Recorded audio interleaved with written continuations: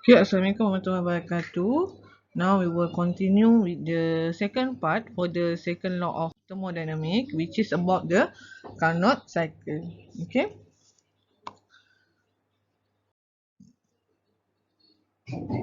So for the Carnot cycle, so dia ada satu, dua, dua, tiga, tiga, empat dan empat kembali semula kepada satu. Okay, dia ada empat proses. Tapi at the end dia akan kembali kepada asal sebab dia ada cycle kat sini. Okay.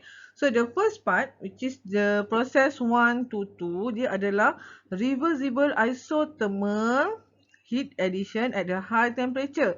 So dia daripada high temperature, okay, dia mesti daripada high temperature, jadi dia akan ada QH, and then dia akan pergi kepada apa, isothermal. So bila isothermal maksudnya the temperature is constant. T1 is equal to T2. Okay. So the next one adalah reversible adiabatic expansion from the high temperature to the low temperature. So dekat keadaan asal tadi 1, 2 tu dia adalah dekat keadaan temperature yang constant, and then bila dia nak pergi kepada low temperature, proses kat sini apa yang berlaku adalah reversible adiabatic process. Okay, daripada TH pergi ke T low. Okay. Iaitu sebab dia ada insulation. Sebab itulah dia adiabatic process. Okay. And then next, dia akan pergi kepada reversible isothermal heat rejection at a low temperature. Tadi dia start dengan high temperature kan, and then daripada high temperature dia pergi kepada low, dia akan jadi reversible adiabatic, and then dia akan pergi kepada isothermal heat rejection at the low temperature. So dekat sini T adalah constant. T3 sama dengan T4. Okay, dia punya temperature adalah constant dan dia dah pergi dekat low temperature. And then dekat keadaan yang terakhir daripada stage 4 ke proses 4 kepada 1. Okay, proses 4 kepada 1 dia akan jadi reversible adiabatic compression. Okay, which is from the low temperature to the high temperature. So bila dia daripada low pergi ke high, dia punya proses adalah compression. Kalau daripada high pergi ke low, proses dia adalah expansion. Kita kembangkan dia. Jadi dia punya temperature daripada tinggi dia akan jadi low. And then kalau kita compress dia, kita kecilkan dia, jadi dia akan jadi daripada low pergi ke high temperature. Okay, this is the Carnot cycle. So commonly biasanya kita kalau dia cakap reversible process pun kadang-kadang dia adalah Carnot cycle. Okay. Sebab tu awak tengok Carnot cycle dia punya proses semuanya dia ada reversible kat depan. Okay. Dia involve reversible isothermal dan juga reversible adiabatic. So untuk isothermal dia ada daripada high temperature dan dia ada juga daripada low temperature. Dan untuk adiabatic dia akan ada expansion. So adiabatic expansion adalah daripada high ke low temperature, dan adiabatic compression dia adalah daripada low temperature pergi ke high temperature. Okay. Sebab dia kembali kepada asal-asal dia adalah daripada high temperature. Okay, so ni adalah penerangan setiap satu untuk setiap proses, iaitu kita ada proses 1, 2 adalah reversible isothermal expansion. So during this step, the gas is allowed to expand and it does work on the surrounding. Okay, so jadi work on the surrounding, jadi dia akan ada apa? Dia akan ada work output. Okay, and then the temperature of the gas does not change sebab dia adalah isothermal. Jadi temperature dia adalah constant. And thus the expansion is isothermal. So the gas expansion is propelled by the absorption of heat QH, and the entropy delta S is equal to QH over TH. Sebab dia bermula daripada T high. Okay, at this case dia bermula daripada TH. Sebab itulah dia akan ada QH. And then the next one adalah proses 2, 3.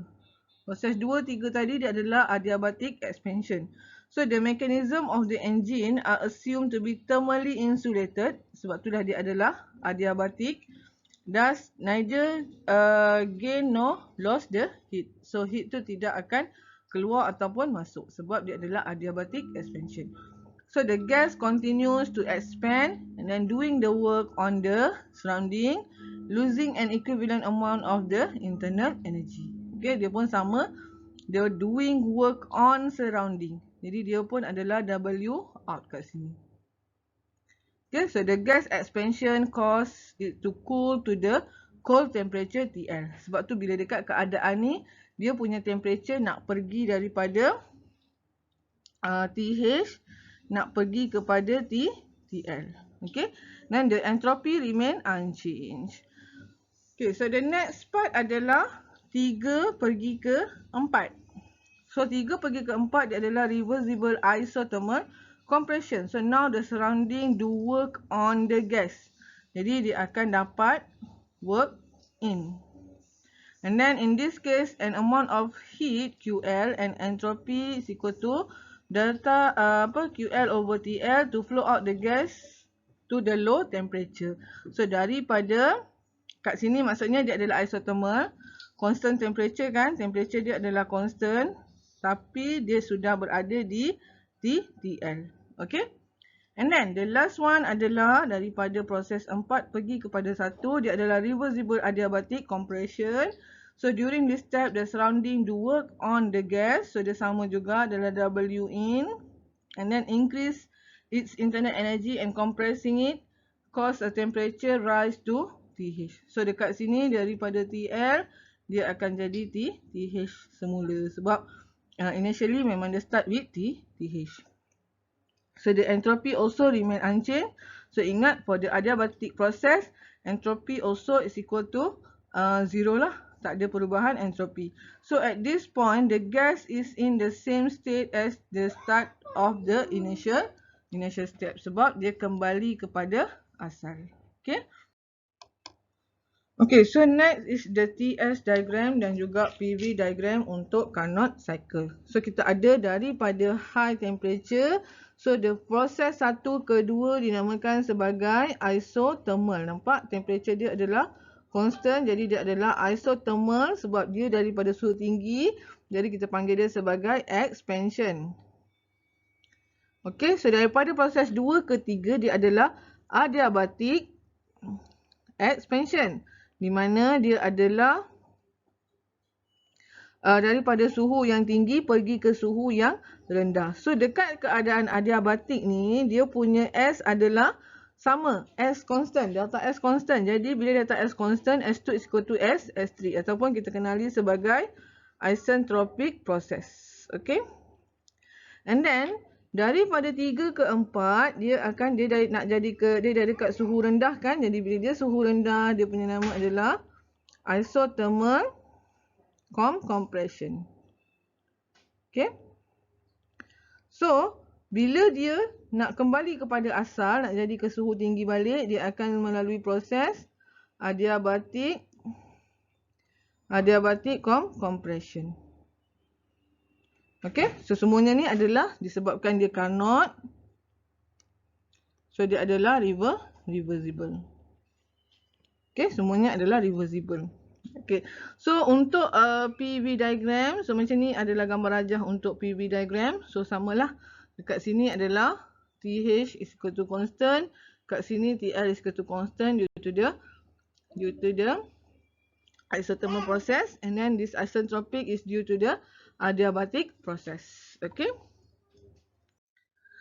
So next is the thermal efficiency of the actual. Okay, thermal efficiency tadi tu yang kita belajar. This one.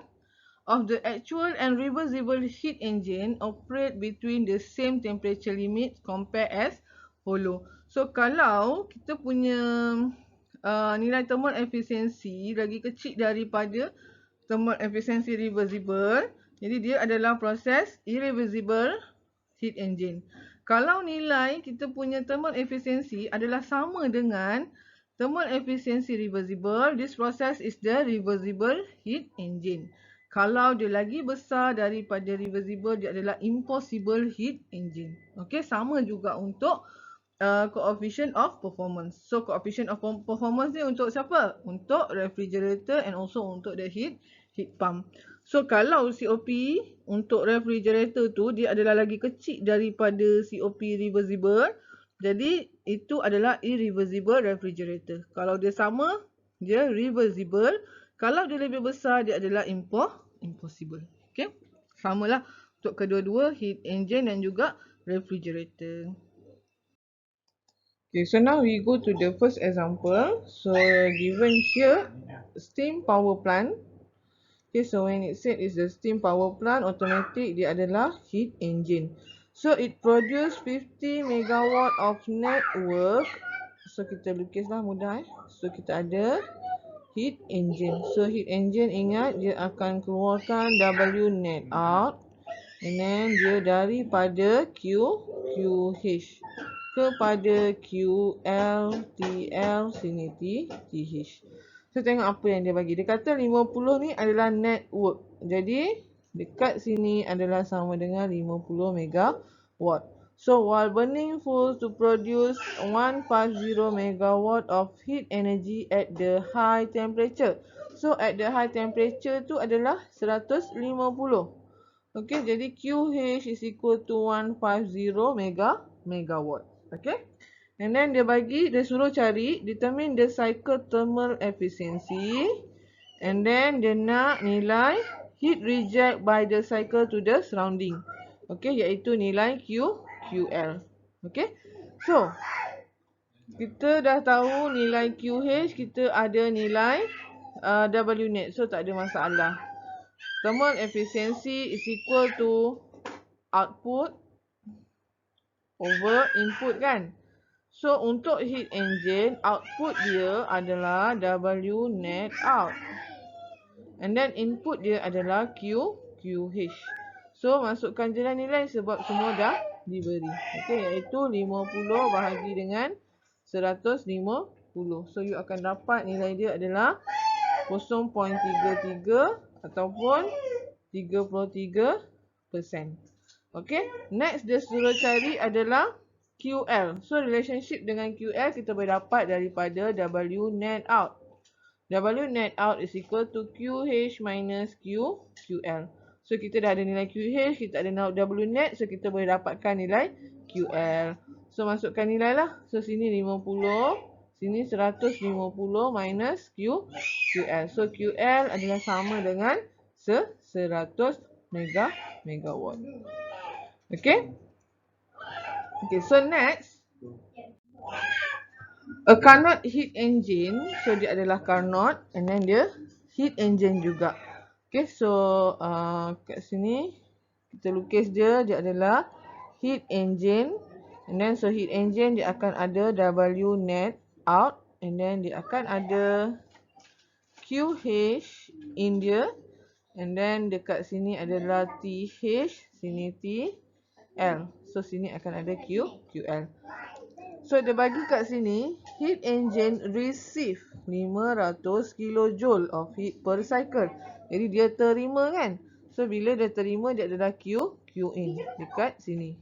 500 kilojoule. And then dia bagi temperature untuk high is equal to 652 degree Celsius.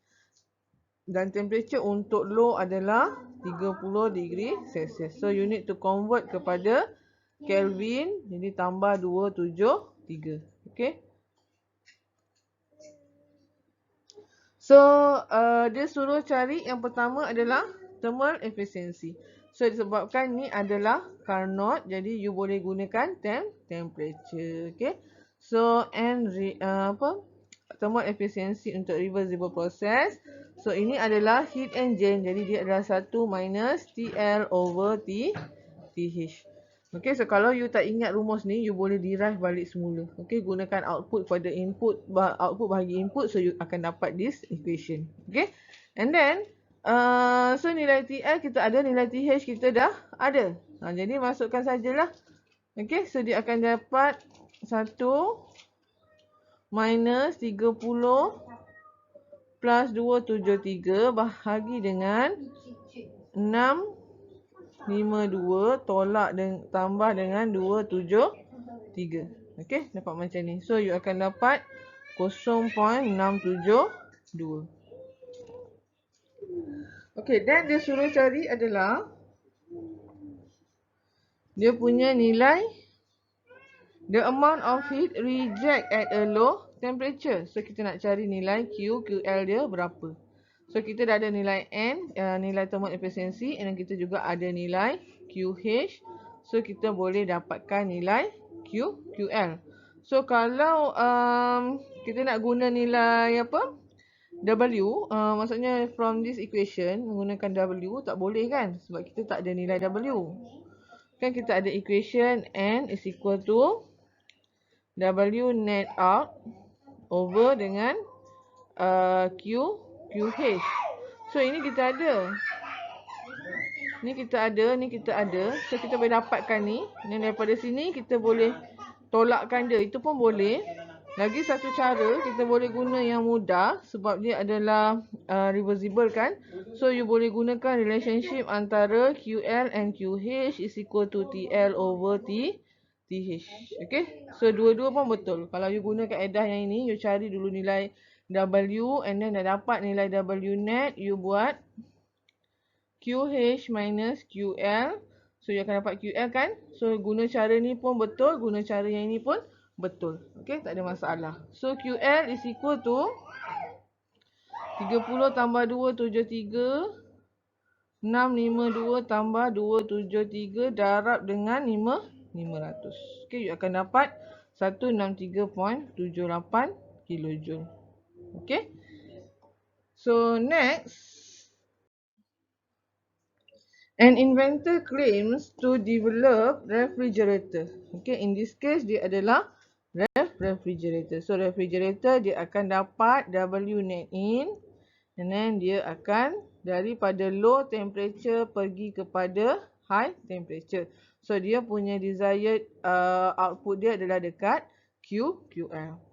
So dia maintain refrigerate at the 2 degree Celsius. So TL dia adalah 2 degree Celsius. While operate in a room where the temperature is 25 degree Celsius. So kat sini adalah 25 degree Celsius. So dia punya COP, dia bagi tahu COPR adalah sama dengan 13.5. So dia tanya, adakah this claim adalah betul? Okay, so macam mana kita nak buat? So kita kena kira lah dia punya COP. So kalau kita kira COP daripada apa maklumat yang dia bagi, rumus COP kita adalah, so kalau tengok kat sini dia bagi adalah nilai temperature, dia tak bagi nilai Q. So you boleh guna TL COP yang menggunakan relationship temperature iaitu TL over TH minus TL. So when you masukkan nilai, so TL yang atas adalah 2 tambah 273. So yang bawah ni masukkan apa? 25 pun sama ya, kena tambah 273 tolak dengan 2 tambah 273. So you akan dapat jawapannya adalah 11.96. Okay, so ini yang kita kira COP. Tapi dia kata COP nya 13.5. Tak sama kan? So that the claim is false. Okay, sebab kita kira bila gunakan temperature yang diberi, dia dapat sebanyak 11.96. Tapi dia bagi tahu kat sini dia punya COP adalah 13.5, lagi besar. Okay, so this claim is false.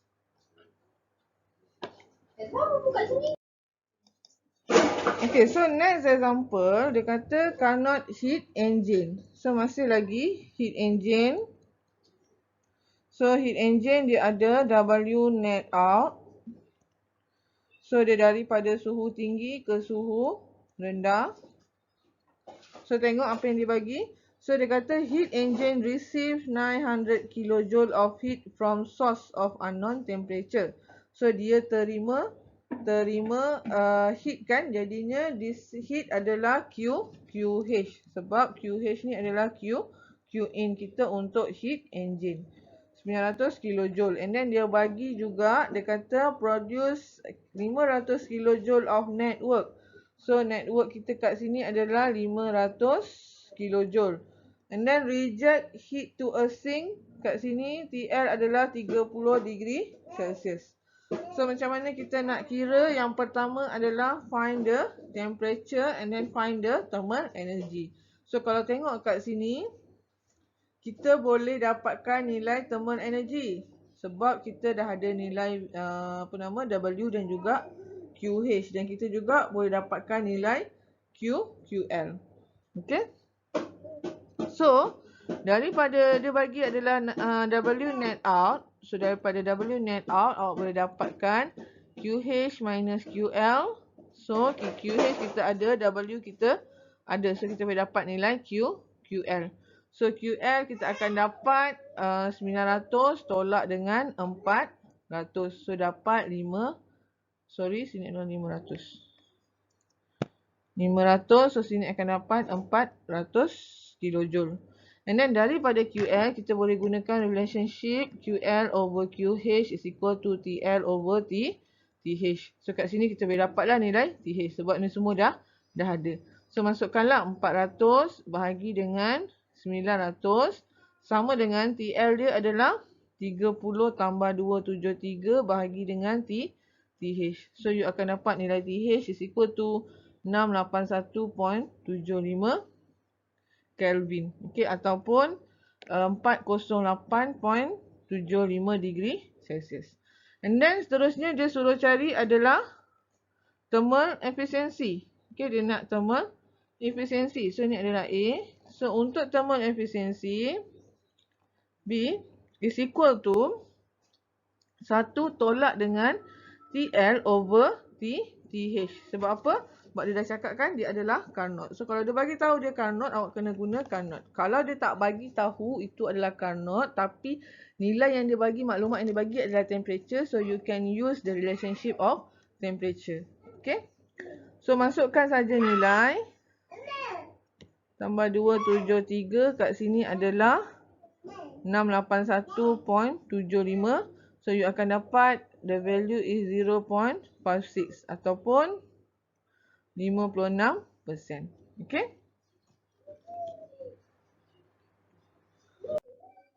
Okay, so we go to the supplementary problem.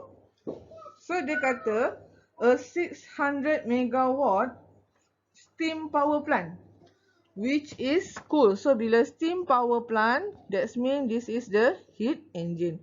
So kita ada heat engine, jadi dia ada W net out. So dia daripada temperature tinggi pergi ke temperature yang rendah. So dia punya input dia adalah QH.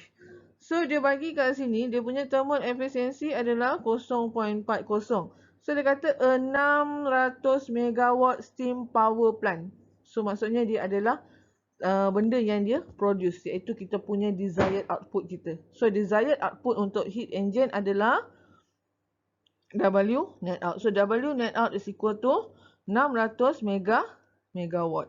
So dia suruh cari heat transfer to the river water. So kita nak tahu berapa nilai QL. So daripada thermal efficiency, daripada thermal efficiency sini, thermal efficiency is equal to W out net out, W net out over dengan QH. So nilai W net out kita ada, nilai QH kita nak cari, so kita dah ada nilai thermal efficiency. So kat sini 0.4, sini 600 bahagi dengan QH. So you akan dapat nilai QH is equal to 1500 megawatt. And then daripada QH, kita ada nilai QH, kita ada nilai W. So kita boleh cari nilai QL. So W net out is equal to QH minus QL. Jadi QH kita dah ada kan. So kat sini adalah 600, sini adalah 1500 minus QL. So QL akan dapat 900 megawatt. Okay. So for the next example, next problem, a steam power plant lagi. So dia masih lagi power plant. So dia adalah heat engine. So dia receive heat from a furnace. So kita lukis dulu. Kita ada kita ada heat engine and then dia akan keluar W net out. So dia daripada T high pergi ke T low and then dia punya input adalah QH. So baca balik soalan. So heat receive heat from furnace at a rate 280. Jadi dia adalah QH. Okay. And then heat loss to the surrounding air from the steam as it pass through the pipes and other components are estimated to be about 8 gigajoule. Okay, dia yang pergi ke surrounding. So surrounding pergi ke mana? Pergi ke QL. So QL kita ni dia ada 8 gigajoule per hour. So if the waste heat is transferred to the cooling water at a rate of 145. So dia masih pergi lagi. The waste heat yang transfer kepada suhu yang lebih rendah. Jadi dia dekat QL juga. Jadi QL ni dia ada dua lah. Yang pertama adalah 8 daripada pipe. Yang kedua adalah yang akan waste yang akan pergi kepada cooling water. Iaitu kat sini akan ada kena tambah 2. Okay. And then dia suruh awak cari net power output, berapa nilai power output dan juga thermal efficiency. So, kat sini kalau kita tambah, kita akan dapat 153 gigajoule per hour. So, kita nak cari W net. So, W net out is equal to QH minus QL. So, QH kita dah ada, QL dah ada. So, masukkan saja. 153. Jadi awak akan dapat kat sini adalah 127 gigajoule per hour. So kalau tengok kat sini dia adalah dalam unit megawatt. So macam ni kita nak convert. So gigajoule tu nak jadi megawatt. Gigajoule adalah 127 darab 10 kuasa 9. Okay, joule per hour. So nak convert joule per hour dia adalah 1 hour per 3,600. So, kalau awak kira ni dan convertkan balik kepada mega, awak akan dapat 35.28 megawatt. Okay? That is the answer. And then dia suruh cari berapa dia punya thermal efficiency. So, thermal efficiency is equal to W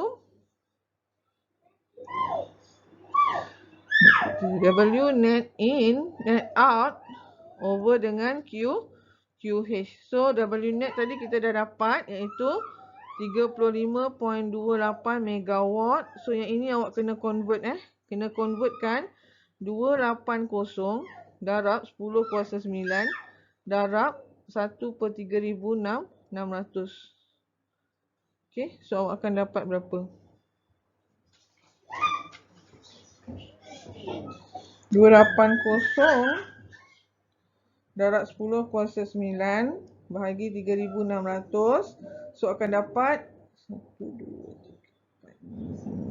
77.78 megawatt. Okay. Sini adalah 77.8 megawatt. Okay, saya dah terus ni convert 28 megawatt. So akan dapat 35.28 bahagi dengan 77.8. So akan dapat 0.453. So samalah juga dengan 45.3%. Okay. Okay, basically this value berbeza disebabkan saya punya titik perpuluhan ni. Okay. So kalau you ubah dia punya titik perpuluhan, maybe you akan dapat lebih kurang lah dengan dia. Okay, so next. Okay, so next question, dia kata an air conditioner. So air conditioner dia adalah menggunakan konsep refrigerant. So kita ada R, so R dah mesti ada W net in, and then daripada T low akan pergi kepada T high, and then dia punya output adalah dekat QL. So tengok apa yang dia bagi. So dia ni adalah R, and then remove tadi ada house. So dia remove heat daripada untuk house tu adalah sebanyak 750. Jadi mestilah dia kan remove kepada house, jadi dia adalah output. Bila dia output, is equal to QL. 750 kilojoule per minute. And then dia bagi juga dia memakai electric power sebanyak 6 kilowatt. Jadi electric power akan jadi work input, okey, yang masuk kepada that refrigerant. Dia adalah 6 kilowatt. So ni kita kena convert dululah sebab kat sini kilowatt kan, kat sini kilojoule per minute, so kena samakan dia. Kilojoule per minute. So untuk convert, jadi awak kena darabkan 1 minit is equal to 60 second. So you akan dapat kat sini 12.5 kilojoule per second. And then to find the COP untuk refrigerant is equal to out over in kan. So out dia adalah QL, in dia adalah W net in. So dua-dua dah ada. Masukkan sahaja. So you akan dapat kat sini 2.083. And then nak cari pula nilai QH berapa. Okay, sebab outside to the air, dia kan keluar dia adalah kepada environment yang lebih tinggi suhunya. Jadinya W net in is equal to QH minus QL. So nilai semua you dah ada kan? Tu ni padam.